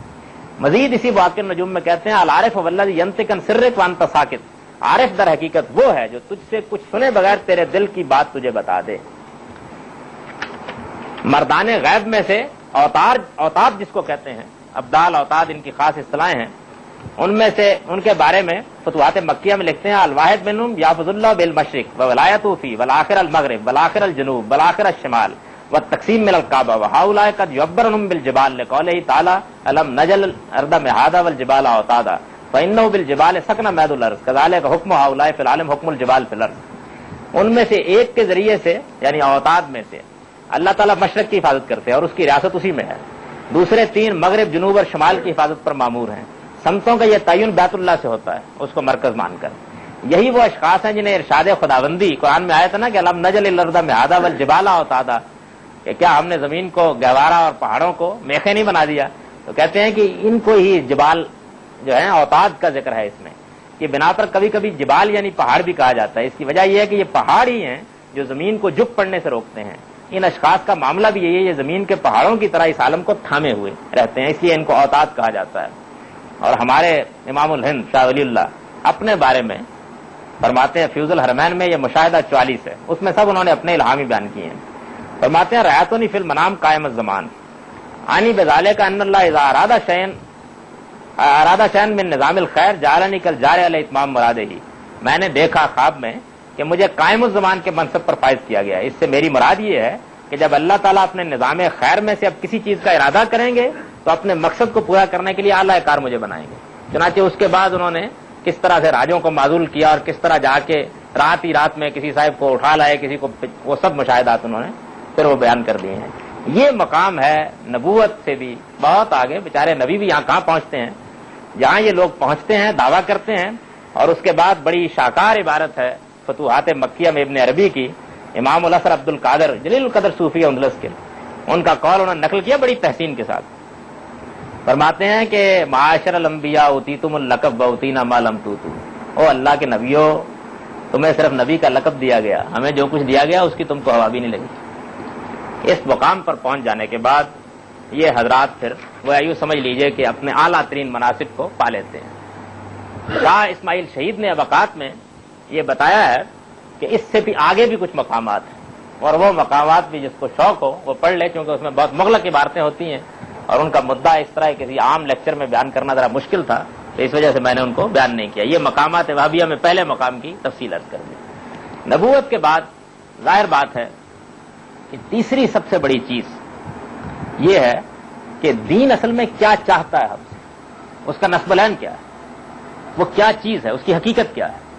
قرآن مجید سے یہ معلوم ہوتا ہے کہ دین اللہ کی عبادت ہے، اور اللہ کی عبادت کے بعد ظاہر ہے کہ جو میرا اور میرے پروردگار کا تعلق ہے وہ عبد و معبود کا تعلق ہے. میں اس کا بندہ ہوں، وہ میرا عبد ہے، اس نے مجھے بنایا، وہ میرا خالق ہے. ان حضرات کے ہاں ان کی سب چیزیں پڑھ لیجئے اور ان کے عام لوگوں کے پاس بھی بیٹھ کر دیکھ لیجئے. اصل تعلق عبد و معبود کا نہیں ہے جس تک آدمی کو پہنچنا ہے، اصل تعلق عاشق و معشوق کا. چنانچہ یہ عاشق و معشوق کا تعلق ہے جو جب جنید کے حلقے سے نکلنا شروع ہوا ہے تو جو فرد قرارداد جرم خلیفہ کے پاس پہنچی تھی اس میں یہ بھی تھا. عشق ایک بازاری لفظ ان کے بہت عام ہے، عشق الہی، یہ تعبیر بھی نہیں حضرات کی ہے. اللہ تعالیٰ کے عاشق کی حیثیت سے آدمی کو دنیا میں رہنا چاہیے. چنانچہ یہ دیکھیے کہ ان لوگوں کے ہاں موت کو وصال کہا جاتا ہے اس وجہ سے کہ وہ در حقیقت معشوق کے ساتھ ملاقات ہے. اور یہی وجہ ہے کہ معشوق کے ساتھ جب ملاقات ہوتی ہے تو شادی ہو جاتی ہے نا. تو ان حضرات کی جو تقریب منائی جاتی ہے اس کو عرس کہتے ہیں, عرس عربی میں شادی ہو کہتے ہیں. یہ وجہ یہ یعنی اصل اساس ہی بالکل دوسری, عبد و معبود کا تعلق نہیں ہے بلکہ عاشق و معشوق کا تعلق ہے. اسی طرح یہ دیکھیے کہ دین کی حفاظت کے لیے اور اس کو ہر طرح کی درندازیوں سے بچانے کے لیے اللہ تعالیٰ نے اس کی کتاب قرآن مجید میں یہ اعلان کر دیا ہے کہ الیوم اکملت لکم دینکم واتممت علیکم نعمتی ورضیت لکم الاسلام دینا. میں نے یہ دین پورا کر دیا ہے, اس دن میں نے اپنی نعمت تمام کر دی ہے اور میں نے اسلام ہی کو اب دین کی حیثیت سے پسند کیا ہے. یہ حضرات یہ کہتے ہیں کہ یہ جو دین دیا گیا تھا یہ تو اصل میں شریعت تھی. طریقت اور حقیقت کو جاننے کے لیے اشغال اوراد کی ایک پوری کی پوری شریعت ہم خود تصنیف کرتے ہیں اور اس شریعت ہی کے ذریعے سے حقائق کھلتے ہیں. اس میں مراقبے ہیں, مشاغل ہیں, بہت سی چیزوں سے میں ذاتی طور پر واقف ہوں, بہت سے میں نے کیے ہیں ایک زمانے میں اور مجھے معلوم ہے کہ ان کی حقیقت کیا ہے. اس میں خاص طرح کی ضربیں بھی ہوں گی, خاص طرح کے اذکار بھی ہوں گے. یوں سمجھ لیجئے کہ پورا کا پورا پھر جو ڈھانچہ بنتا ہے ان کے دین کا عملی لحاظ سے, وہ دین تو شریعت رہ جاتا ہے. طریقت اور حقیقت کی منزلوں میں پہنچ جانے کے بعد, یہ اصطلاحیں بھی نہیں کی ہیں شریعت سے اوپر, ان پر پہنچ جانے کے بعد پھر جو ڈھانچہ بنتا ہے جس میں وہ اوراد بھی ہیں, وہ اشغال بھی ہیں, جن میں وہ مراقبے بھی ہیں, وہ چلے بھی ہیں, وہ ایک جو پوری شریعت وجود میں آتی ہے, وہ دین کے آخری حتمی اصول کے تحت سر تسر شروع سے لے کے آخر تک بدعت, اس میں سے کوئی چیز نہیں ہے جس کو دینی اصول پر ثابت کیا جا سکے. دین اعلان کر چکا کہ وہ پورا ہو گیا, اس میں دین کی حیثیت سے کوئی چیز شامل نہیں ہو سکتی. اور دین کا اصل مقصد یعنی اخلاص فی اللہ, اس کے لیے یہ حضرات کہتے ہیں. ان کے ہاں پہنچنا کہاں ہے, ہم کو کہاں پہنچنا ہے؟ قرآن کہتا ہے کہ تمہاری آخری منزل اور آخری مقام یہ ہے کہ ارجع الی ربک راضیۃ مرضیہ, اپنے پروردگار کے حضور میں آ جاؤ گے تم, اور وہاں آؤ گے تو اس حال میں آؤ کہ وہ تم سے راضی ہو, تم اس سے راضی ہو. اس کا صلہ کیا ملے گا؟ میرے بندوں میں داخل ہو جاؤ, میری جنت میں داخل ہو جاؤ. یعنی وہ بندگی کا آخری مقام ہے, اس میں اور کچھ نہیں ہے. ان حضرات کی کوئی چیز اٹھا کر دیکھ لیجئے, آخری مقام مقام جمع ہے, یعنی جہاں پر تفریق مٹ جائے, وجود ایک ہو جائے اور ذات خداوندی کے ساتھ وصال ہو جائے. صاف صاف بیان کرتے ہیں. پوری منازل السائرین پڑھ لیجئے, ہر مرتبے کا آخری مقام مقام جمع جو انہوں نے بیان کر دیا. غزالی بڑی تفصیل کے ساتھ بیان کرتے ہیں کہ مقام جمع کی حقیقت کیا ہے. تو یہ یوں سمجھ لیجئے کہ میں نے یہ چیزیں تو ایسی تھیں کہ جن کی وضاحت کے لیے ضرورت تھی, باقی یہ وہ چیزیں کہ جن پر کم و بیش یہ حضرات متفق علیہ ہیں, جیسے حدیث میں متفق علیہ روایت ہوتی ہے, یہی صورت ہے اس کی. ان میں سے کوئی چیز نہیں جس کے لیے کوئی حوالہ دینے کی ضرورت ہو. جہاں جہاں بھی تصوف موجود ہے ان ساری صورتوں کے ساتھ موجود ہے. تو یہ ہے در حقیقت وہ دین تصوف کہ جو ان اکابر کی کتابوں سے بالکل واضح طریقے پر معلوم ہوتا ہے, سامنے آتا ہے. میں نے تقابل کر کے یہ بتا دیا ہے کہ وہ دین جو قرآن و سنت میں بیان ہوا ہے, خود فیصلہ کر لیجئے کہ اس سے اس کا کوئی تعلق نہیں. وہ دوسرا دین ہے, یہ ایک دوسرا دین ہے.